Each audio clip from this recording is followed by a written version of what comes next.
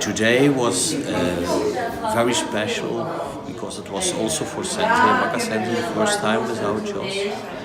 And I guess we did a wonderful start. We will continue tomorrow, after tomorrow, and of course the coming years. So I hope you will come back next year or one of the years afterwards. Thank you very much that you gave me the opportunity to thank not only you, but also all the Tendoryu Aikidos of the world. I felt that we were and are a family, especially when Joss passed away.